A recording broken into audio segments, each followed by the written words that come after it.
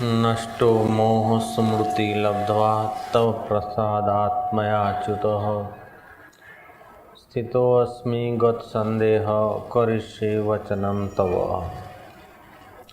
अर्जुन बोले, हे अच्युत, आपकी कृपा से मेरा मोह नष्ट हो गया और मैंने स्मृति प्राप्त कर ली है।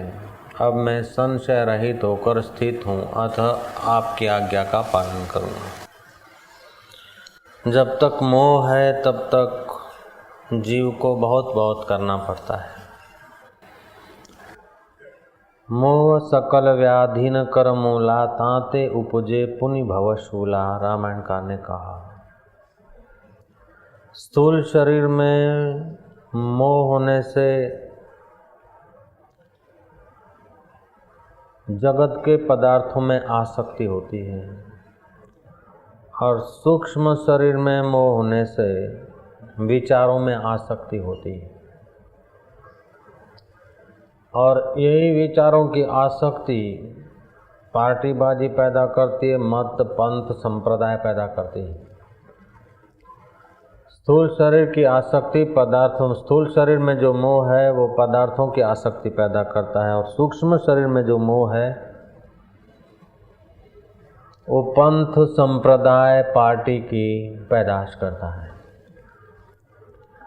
और ये मोह तब तक रहता है जब तक ज्ञान का प्रकाश नहीं हुआ, अज्ञान निवृत्त नहीं हुआ।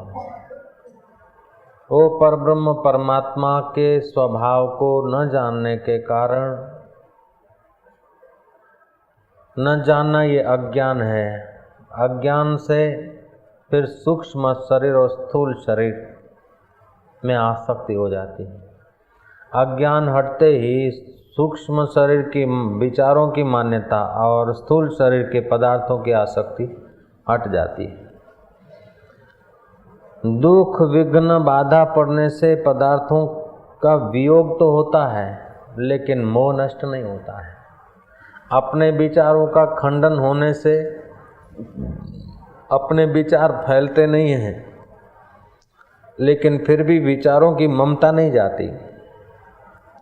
लेकिन ज्ञान जब होता है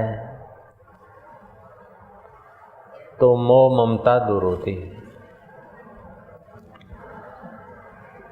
और ये ज्ञान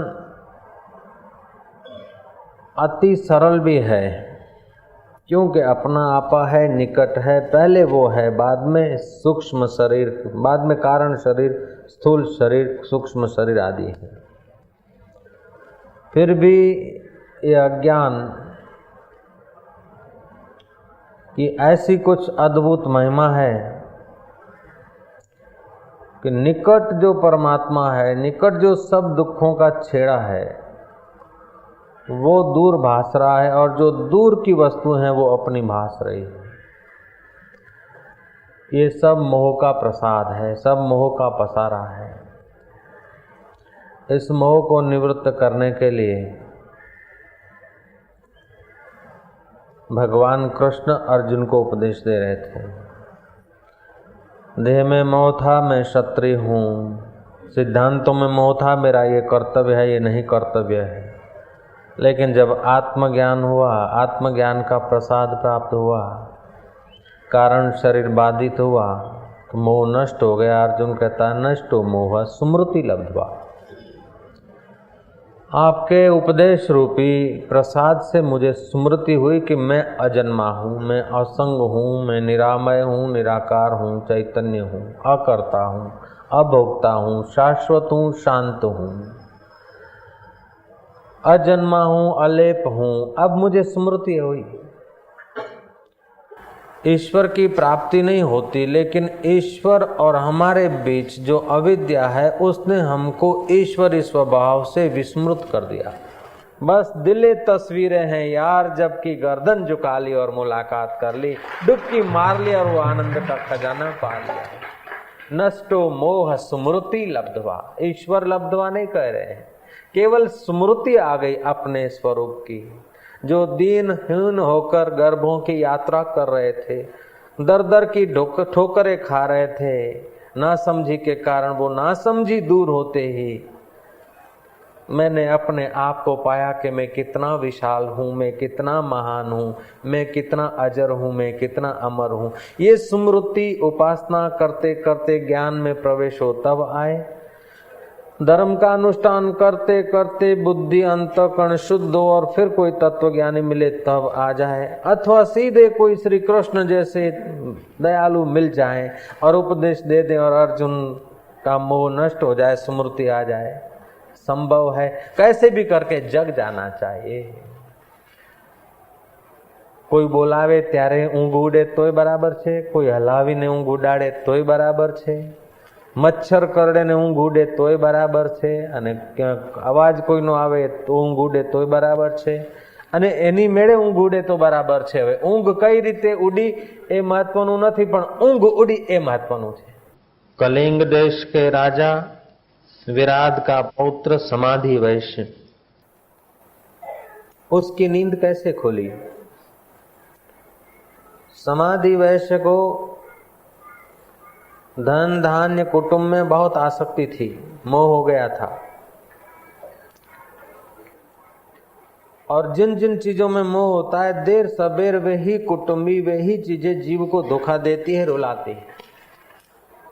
कुटुंब में मोह हुआ, जिस पुत्र में मोह हुआ उससे कभी न कभी धोखा मिलता है, जिस परिवार में मोह होता है धोखा मिलता है।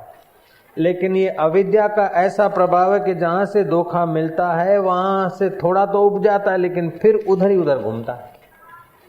समाधि वैश्य को धन के लालच से पुत्रों ने और पत्नी ने घर बाहर कर दिया, धकेल दिया, निकाल दिया। भटकता भटकता जंगलों में, वनों में, अरण्यों में घूमता घामता ऋषि के आश्रम में पहुंचा। ऋषि का आश्रम देखकर उसके चित्त में थोड़ी शांति हुई। शिस्तबद्ध साधक, साधन भजन में लगे हुए, बेपरवाह जीवन जीने वाले, आत्म शांति के किनारे पहुंचे हुए साधकों को देखकर समाधि वैश्य के मन में हुआ कि इस आश्रम में कुछ दिन रहे तो मेरे चित्त की तपन मिट जाए। इंसान की एक गहरी मांग है, तपन कोई नहीं चाहता, अशांति कोई नहीं चाहता, दुख कोई नहीं चाहता। लेकिन मजे की बात है कि कमजोरी भी है कि जहां से तपन पैदा होती है, जहां अशांति पैदा होती है, उन्हीं विषयों से सुख चाहता है। जय श्री कृष्ण। जहां से तपन पैदा होती है, अशांति पैदा होती है, वहीं से सुख चाहता है। ये क्यों? कि ये मोह की महिमा है, और ये मोह जब तक ज्ञान के द्वारा निवृत्त नहीं होता है तब तक आदमी कंधे बदलता है। बोझा सिर का कंधे पे रख दिया, दूसरे एक कंधे का दूसरे कंधे पे रख दिया, लेकिन बोझे बदलते बदलते जीवन बदलता है, मौत बदलता है। लेकिन अपनी समझ बदल दे तो बेड़ा पार हो जाए, जीवन बदल से बेड़ा पार हो जाए। महाराज कोई सौभाग्य था, कोई ईश्वर की कृपा रही होगी, उन्हीं दिनों में सुरग राजा भी ऐसे ही अपमानित होता हुआ मुनि के आश्रम में पहुंचा। समाधि वैश्य और सुरग राजा ऋषि के आश्रम में रहे। दोनों एक प्रकार के दुख से ही पीड़ित थे। सुरग राजा का भी अपमान हुआ था, कुटुंबियों ने धोखा दिया, रिश्ते नातेदार गद्दी के अधिकारी बनने के लिए सुरग राजा को भी धकेल दिया बनवास। उनसे पीड़ित होकर, उनके कपटी व्यवहार से उद्विग्न होकर शिकार के बहाने से राज्य से भाग निकला। उसे पता चल गया इनका षड्यंत्र है, शायद मुझे स्लो पॉइजन दे दे, शायद जहर दे दे, चाहे गला दबा दे, राज्य की लालच से। समाधि वैश्य और सुरग राजा ऋषि के आश्रम में रहने लगे। ऋषि के आश्रम में रहने लगे। ऋषि आत्मज्ञानी थे, शिष्य सेवाभावी थे, लेकिन इनको भोग वासना से धोखा मिलने के कारण ऋषि के आश्रम में रहे। मोह नष्ट नहीं हुआ है, आश्रम में तो रहे हैं, लेकिन ईश्वर प्राप्ति के लिए नहीं रहे, मोह नष्ट करने के लिए नहीं रहे। लेकिन संसार से ताप मिला है, वो ताप के कारण आके आश्रम में रहे। वो ताप अगर थोड़ा ठंडा हो गया तो आश्रम छोड़ के पूरे वहीं के वहीं हो जाएंगे। आदमी को अपनी समझ जब तक आती नहीं तब तक दिल की परेशानी जाती नहीं। महाराज सुरग राजा समाधि वैश दिन बिता रहे, सप्ताह बिता रहे, महीना बिता रहे। गुरु के वचन सुनने से शांति तो मिलती है, लेकिन जब एकांत में होते तो अरे पुत्र क्या करता होगा, पत्नी का हाल क्या होगा, छोकरा छैया मैंने याद तो करता हशे हो। જે છોકરા છૈયાએ સંપત્તિ પડાઈ લેવા માટે દુર્વ્યવહાર કર્યો, એ છોકરા છૈયા ફરી પાછા હૃદયમાં મસ્તિષ્કમાં તરી આવ્યા છે। પોતાના સાથી મિત્રને સુરગ રાજાને સમાધિ વિશે વાત કરે છે, મને તો મારું બૈરું યાદ આવે છે। અને એકલા સમાધિ વૈશને બૈરું યાદ આવતું એવી વાત નથી હો। મોહ સકલ વ્યાધિન કર મૂલા, તાતે ઉપજે પુનિ ભવશુલા। સુરગ રાજા કહે છે કે તને તો તારી પત્ની આટલો દુઃખ દીધું, તારા છોકરાઓએ ધનના લાલચે તારી સાથે દુર્વ્યવહાર કરીને તને ઘરમાંથી બહાર કાઢી મૂક્યો, પણ મારા ભત્રીજા અને કુટુંબીઓએ તો મને ઝેર પાવાનું વિચાર્યું, હું છોડીને આવ્યો। પણ ગમે તેમ હવે કુટુંબીઓ તો કહેવાય ને, ગમે તેમ આપણા તો કહેવાય ને। સુરગ રાજા સૂર્યવંશી પરંપરામાં ભગવાન રામ કે કુલ હોય, એમને થયું કે આટલું અહીંયા પવિત્ર વાતાવરણ છે અને સંસાર અસાર છે। સ્થૂળ શરીરની આસક્તિ હોય તો, સ્થૂળ શરીરમાં મમતા હોય તો પદાર્થોમાં આસક્તિ થાય, સૂક્ષ્મ શરીરમાં મમતા હોય તો વિચારોમાં આસક્તિ થાય। એ બધું સાંભળીએ છે, સમજીએ છે, છતાં પણ મૂંડો મારવા। એનું કારણ શું હશે? મેઘા ઋષિને વિનંતી કરી કે ભગવાન આપની કથા સાંભળીએ છીએ ત્યારે લાગે છે કે સંસારમાં કોઈ કોઈનો નથી અને જીવ પોતાની મમતા બાંધી જન્મ અને મરણની ભવાટીમાં ભમ્યા કરે છે। જીવ પોતે જ પોતાનો મિત્ર છે, પોતે જ પોતાનો શત્રુ છે। અગર નશ્વર પદાર્થોમાં, નશ્વર સંબંધોમાં, નશ્વર વિચારોમાં આસક્તિ કરે તો એ પોતે જ પોતાનો શત્રુ છે અને શાશ્વત પરમાત્મામાં પ્રીતિ કરીને પરમાત્માના તત્વને પામે તો પોતે જ પોતાનો મિત્ર છે ને પોતાનો મિત્ર છે ને જેમને મિત્ર માને છે એનો પણ ખરો મિત્ર એ જ જીવ થઈ જાય। એ બધી વાત આપની ગળે તો ઉતરે છે પણ બાપજી જામતી નથી। જેમ વરસાદ પડ્યો અને પૃથ્વી ભીની ભીની લાગે, ટાઢી ટાઢી લાગે, પણ થોડી વાર પછી એ કાઠી કડક થઈ જાય। જેમ શિલા ઉપર પાણી પડ્યું હોય, થોડી વાર માટે એ શિલા ભીની ભીની ઠંડી ઠંડી લાગે, પણ સૂર્યનો પ્રકાશ પડતા શિલા ફરી પાછી તપી જાય। એવી રીતે મોહનો પ્રભાવ પડતા વળી પાછું અમારું હૈયું રાગ દ્વેષથી તપી જાય છે। મહારાજ સમાધિ વૈશે અને સુરગ રાજાએ મળીને મેઘા ઋષિના ચરણોમાં વિનંતી કરી કે બાપજી અમારા ચિત્તની દશા આ છે। અમે માનીએ છીએ કે જે સંસાર સ્વાર્થનો ભરેલો છે, મરીને કેટલા છોડીને ગયા, અમને તો જીવતે જી બધાએ છોડાયું છે, છતાં એવું લાગે છે કે બાપજી રજા આપે તો જરા આંટો મારી આવીએ અને બાપજી આશીર્વાદ આપે કે મારી પત્ની મને વાલ કરે, મારો છોકરો મને વાલ કરે અને જે હતું એટલું ને એટલું રહે, બીજું કોઈક મળે હું લહેરથી જીવું, એવું જેવું આવે છે। પેલાને પામવું એ આવતું જ નથી। मेघा ऋषि उनके अंतःकरण की ईमानदारी पर बहुत खुश हुए और मेघा ऋषि ने कहा इसी का नाम माया है। अघटना पट्यसी यशसा माया, ये ईश्वर की आवरण और विक्षेप शक्ति है। चाहे 100 जूता खाएं और तमाशा घुस के देखेंगे, और तमाशा यही है कि जूते खा रहे, भले 100 जूता खाए लेकिन तमाशा घुस के देखेंगे, और तमाशा ये है कि जूते खा रहे बस। धक्का मुक्की में हम ठेम भगे हुईशो हुईशो हुईशो, बहु मजा आई, बहु मजा आई, बहु मजा आई। अंत में देखो तो जो मजा लेने वाले अंतिम जीवन की घड़ियों में देखो तो रोते हैं कि संसार में कोई नहा कोई नहा कोई नहा करता करता કેટલાય ગયા, દાદો પરદાદો બાપ અને અમે જવાના। બાપજી બધું માની છે છતાંય ચિત્તમાં ભગવાન માટે પ્રીતિ જાગતી નથી અને સંસાર માટે વૈરાગ્ય આવતો નથી। એનું શું કારણ હશે? जो नश्वर है उसकी नश्वरता सुनते हैं, जो शाश्वत है उसकी शाश्वतता सुनते हैं, शाश्वत परमात्मा की प्रीति नहीं जगती है और नश्वर जगत का मोह नहीं छूटता है। बाप जी कृपा करके बताओ कि ये क्यों? मेघा ऋषि ने कहा कि इसको सनातन धर्म के ऋषियों ने माया कहा है और ईसाई धर्म ने इसको, मैं आपको कहता हूं, ईसाई धर्म ने इसको ईश्वर और शैतान कहा है। ईश्वर सत्य है लेकिन शैतानी विचार जो हैं ईश्वर से दूर ले जाते हैं।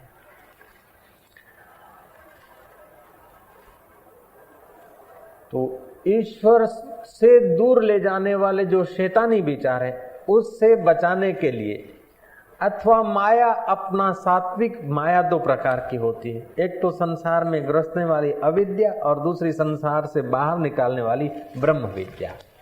अगर ब्रह्म विद्या की अर्चना, आराधना, उपासना की जाए तो ब्रह्म विद्या से बुद्धि का विकास होगा और ये असुर मरेंगे, आसुरी भाव मरेंगे। आसुरी भाव ज्यों ज्यों मरते जाएंगे त्यों त्यों मोह और आसक्ति हटती जाएगी और दैवी स्वभाव जितना बढ़ता जाएगा उतना परम देव को जानने की योग्यता बढ़ती जाएगी। इस संदर्भ में मेघा ऋषि ने उस महामाया की आराधना करने के लिए उपदेश प्रारंभ किया और वही उपदेश दुर्गा सप्तशती के रूप में प्रकट हुआ और शाक्तों की उपासना शुरू हो गई। सनातन धर्म के उस परात पर ब्रह्म निर्गुण निराकार ईश्वर को पाने के लिए अनेक प्रकार की उपासनाएं चलती है। उपासना माना उस तत्व के निकट आने के साधन।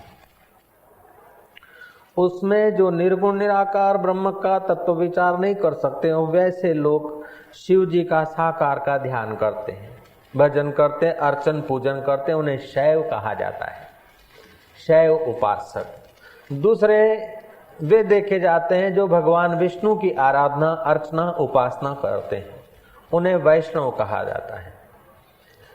तीसरे बंगाल के तरफ, कलकत्ता के तरफ अधिक प्रमाण में और देशों में और जगह पर कम प्रमाण में उपासक देखे जाते हैं, उन्हें शाक्त कहा जाता है, जो शक्ति के उपासक हैं। तो ये शक्ति उपासक लोगों को पता है कि दुर्गा सप्तशती ये उनका मुख्य ग्रंथ माना जाता है और उसमें महामाया ब्रह्म विद्या की महिमा है। और नवरात्रि में 3 विभाग हैं। पहले 3 दिन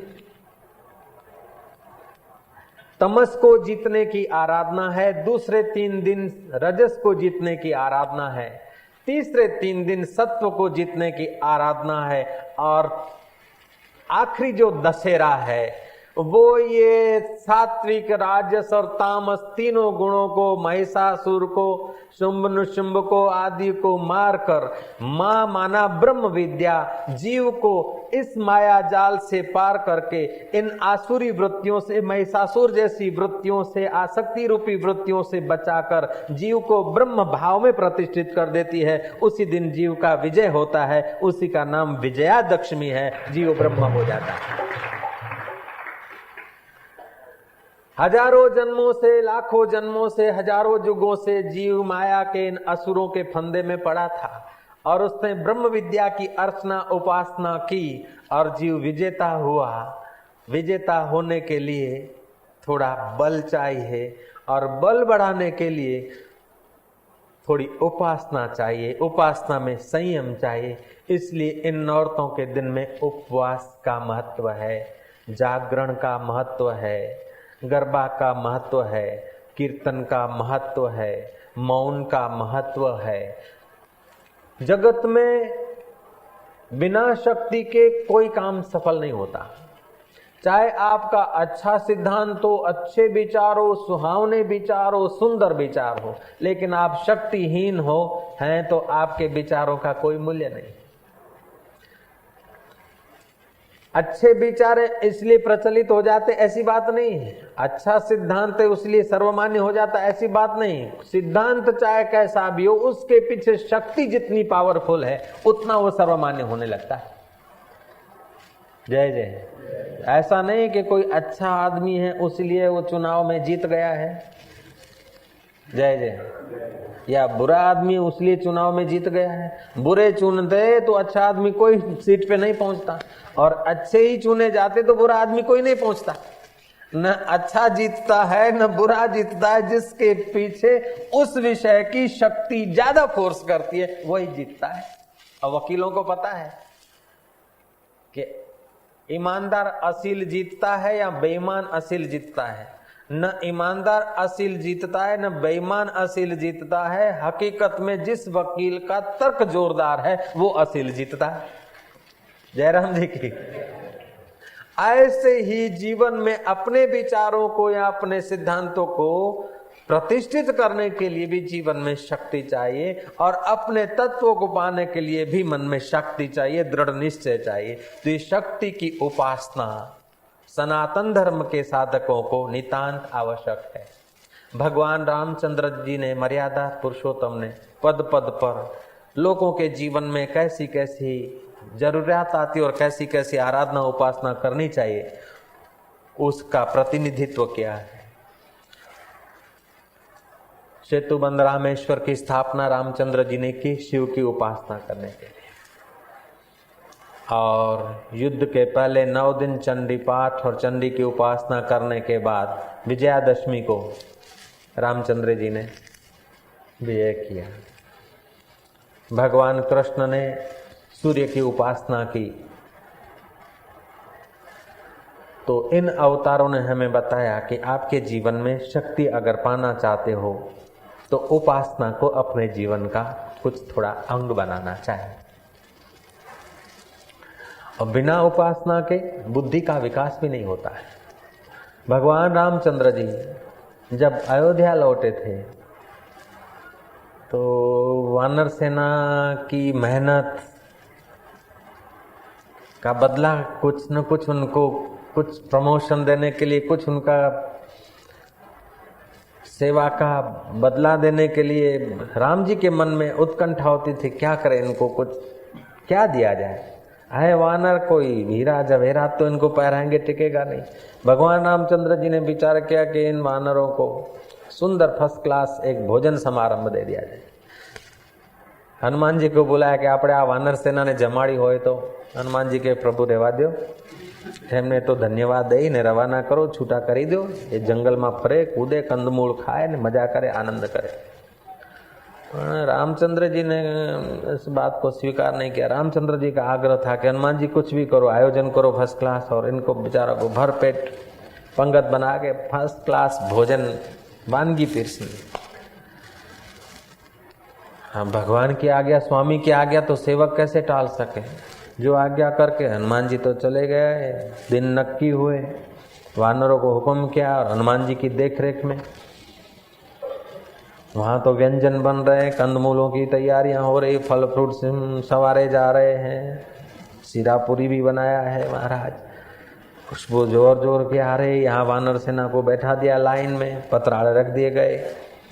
हाँ महाराज, हुक्म कर दिया गया कि जब तक पतराड़े में सब वानगियां पिरसाए नहीं और हुक्म आवे नहीं, तब तक कोई पतराड़े को छूना नहीं, कोई इधर उधर जाना नहीं, हटना नहीं, देखना नहीं। अब वानर सेना जो चंचल स्वभाव, हटना नहीं, देखना नहीं, सूंघना नहीं, छूना नहीं, आदेश, उनके लिए तो कड़ी सजा है, कड़ी उपासना हो गई महाराज उनके लिए। तो हनुमान जी यूं राउंड मारे तब तक, फिर वो बाजू घूमे तो फिर वो पतराड़ा सूंघे, कभी खंजवाड़े, कभी दूसरे का देखे, तीसरे का देखे, चुप बैठे,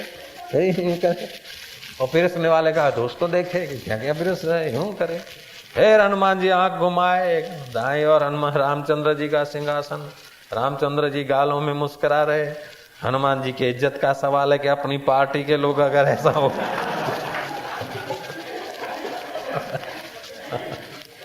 मैंने प्रभु को पहले ही कहा था, प्रभु रहवा दो, आप अजय तो ना करावे।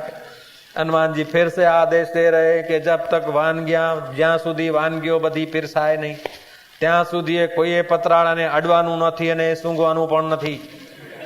પતરાળામાં વ્યંજનો પીરસાય અને પતરાળું ખાવાનું નથી, પણ વ્યંજનો ખાવાના છે। बैठे, फिर देखे, फिर एक ने सूंघा तो दूसरे को भी अब उठा के नहीं सूंघे तो यूं डोक नीचे करके सूंघे। बांदर सेना से करते करते महाराज कंदमूल पीरसाए, आम पीरसा गए। हाँ वो सीरा आने को है। वो बांदर देखा कि मुंह में पानी आ गया। अब हनुमान जी का तो बड़ा प्रभाव है, कड़ा पहरा है, हनुमान जी की धाक सब पर थी। कहा भी न जाए, चुप रहा भी न जाए। अब कैद में फंस गए सब लोग, उठ भी नहीं सकते, चख भी नहीं सकते, हिल भी नहीं सकते। इनके लिए महा उपासना हो गई। तो जितना चंचल आदमी होता है उतना स्थिर होना उसके लिए कठिन है, उतनी उसकी उपासना हो गई। महाराज जब आम पीरसे गए तो एक चतुर बंदर ने क्या करा, अपने नीचे के दोनों हाथ, तो 4 पैर होते हैं या 4 हाथ पैर, जो पैरों के बल से वो आम चुरा लिया। पतराड़े में से आम चुरा लिया। बोला अब तो हनुमान जी तो देखेंगे नहीं, कोई देखता तो नहीं है। अब मैं हाथ में तो लिया नहीं, कोई अडवानू नहीं, कोई उपाड़वानू नहीं, तो मैं अड़ा भी नहीं, उपाड़ा भी नहीं, मैंने तो पैरों से खिसकाया। और आम पैरों से खिसका दिया, पैरों से खिसका दिया। बोले ये तो अपना हो गया, ये तो अपना हो गया। अरे बहुत गई थोड़ी रही, व्याकुल मत मत हो, धीरज सबका मित्र है, करी कमाई मत खो। लेकिन वो बांदर समझे कैसे बेचारा। महाराज वो पैरों में आम छुपा लिया, छुपा तो लिया, लेकिन वहां भी चुप कैसे रहे, और चुप रहे तो बंदर कैसे। महाराज वो पैरों के बल से आम को थोड़ा इधर उधर करके बोले यहां से दबा के रस खाऊंगा, पूरा मुंह में आ जाएगा, हाथ तो लगाऊंगा नहीं, हाथ तो यूं पकड़ के रखे। पैरों के बल से आम को दबाया, आम मुंह में तो क्यों है, सामने जाके किसी के नाक पे लग गए, धड़ाक ने मलंग पे लगा। दूसरे मन उसने मारा जंप, उसने जंप मारा तो तीसरा बंदा, चौथा। अरे महाराज पूरी पंगत बिखरा गई। ये धमाधमी, कोई उसके कोई पदार्थ ले भागा, कोई पदार्थ ले गया, वही हुपा हुप धमाधम। हनुमान जी के सावधान, चुप, ऑर्डर ऑर्डर, चुप चुप। लेकिन अब 1 2 5 25 हो तो ऑर्डर और चुप रहे, कोई न्यायालय तो था नहीं, बांदर सेना थी। हाँ जो पैरों के बल से जो छुपाया आम था, ऐसे करके छुपा लिया। अब फिर यूं करके यूं जरा दबाया, उसने सोचा कि यूं आएगा, लेकिन गया यूं।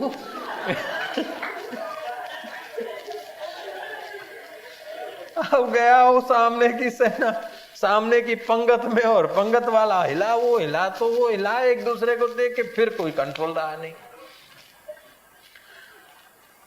हाँ सब रमण बमण हो गया। जो व्यंजन थे वो सीरा पूरी है, वो सब व्यंजन जो जिसके हाथ लगा, लेके हनुमान जी आके बेचारे सिर झुका के, प्रभु मैं तो कहता था कि इनको जाने दो, इनको तो छूटा छवाया रहने दो, इनको तो वन में कंदमूल और पेड़ों पर नाचने कूदने दो, इनको ऐसा आनंद करने दो। महाराज अब क्या करे, भगवान ने कहा अच्छा इन सबको आदेश दे दो, आप सब स्वतंत्र हैं। ऐसा आदेश दे के प्रभु कनक भवन के तरफ गए, और हनुमान जी बेचारे अपनी पार्टी का ख्याल करते करते चिंतित हुए। अभी भी अयोध्या में आप जाएंगे ना तो हनुमान जी की पार्टी के लोग मिलेंगे जरूर, और वहां भी वही करेंगे जो राम जी के हाजिरी में कर रहे थे, वही करेंगे अभी। तो इस प्रकार के अति चंचल मन के लोग जो होते हैं ना, उनको कंट्रोल करने के लिए या उनको व्यंजन जिमाने का प्लान बनाने के लिए, राम जी जैसे आप उदार भी हो जाएंगे तो भी वो व्यंजन जब तक पूरे पुरुष हैं उसके पहले कुछ न कुछ हो जाएगा। तो अब व्यंजन क्या है? व्यंजन है आत्मरस। जय जय। व्यंजन है ब्रह्म राम जी का प्रसाद। लेकिन राम जी का प्रसाद पाने के लिए उन वानर सेना को धीरज तो चाहिए। धीरज नहीं है तो राम जी का प्रसाद भी तीतर भीतर हो गया। ऐसे ही अपने मन को धीरज और संयम लाने के लिए दुर्गा सप्तशती और नौटा का उपयोग करके आदमी उपवास और संयम करके राम जी के प्रसाद को पचाने की योग्यता लाए। इसी का नाम है ये शाक्ति उपासना। शाक्त लोग ऐसी उपासना करते कि अपने जीवन में कुछ धैर्य आए। अपने जीवन में प्रतिदिन भोजन करते हैं, प्रतिदिन पानी पीते हैं, प्रतिदिन जो व्यवहार करते हैं, बीड़ी पीते हैं, व्यसन व्यसन करते हैं। इन 9 दिनों में ये व्यसनों की जो चंचलता है, इन भोजनों की जो आदत है, इन व्यंजनों की जो आदत है, इन आदतों से अपने को कंट्रोल करके जिस समय जैसा घटना घटनी चाहिए, जैसा उचित होना चाहिए, ऐसे शिस्त में मन रह सके तो ये राम जी के प्रसाद को पा सकेंगे।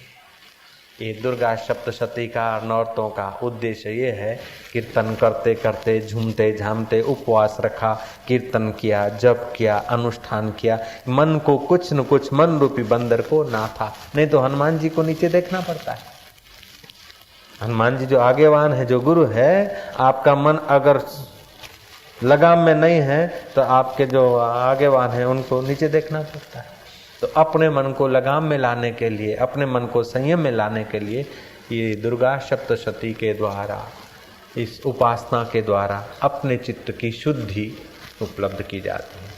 तो शैव उपासक शिव जी की उपासना करके अपने चित्त को एकाग्र करते हैं। वैष्णव भगवान विष्णु की आराधना उपासना करके अपने चित्त को एकाग्र करते हैं। शाक्त शक्ति की उपासना, काली की उपासना करके अपने चित्त को शांत करते हैं और मदद लेते हैं। सूर्य भगवान सूर्य की उपासना करके अपने चित्त को ऐसा करते हैं। गणपति दादा मोरया करके, गणपति जी की आराधना उपासना करके अपने चित्त को प्रसन्न और शांत करते हैं।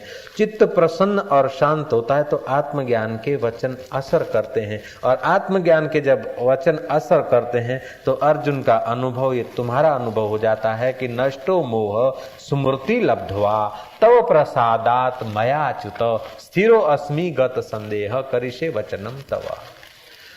आदमी तब तक स्थिर नहीं होता जब तक उसका संदेह दूर नहीं होता, और संदेह तब तक दूर नहीं होता जब तक तत्व ज्ञान नहीं मिलता, और तत्व ज्ञान तब तक नहीं हजम होता है जब तक आदमी में एकाग्रता या संयम या साधन नहीं आता। तो ये ब्रह्म विद्या समय पाकर परिपक्व होती है।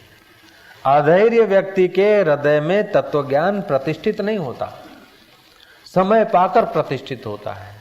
तो अभ्यास जैसे तेल धारवत आदर सहित एक बर्तन का तेल दूसरे बर्तन में डाला जाता है, तो आदर सहित तेल धारवत ऐसे ही ब्रह्म विद्या का अभ्यास किया जाए तो जीव जन्म मरण के दुखों से पार होकर परम शांति को पा लेता है। वहां ऐसी शांति है, ऐसा सुख है, ऐसी उपलब्धि है कि जिसकी बराबरी, जिसकी गरिमा या महिमा किसी के साथ तुलना नहीं की जाती।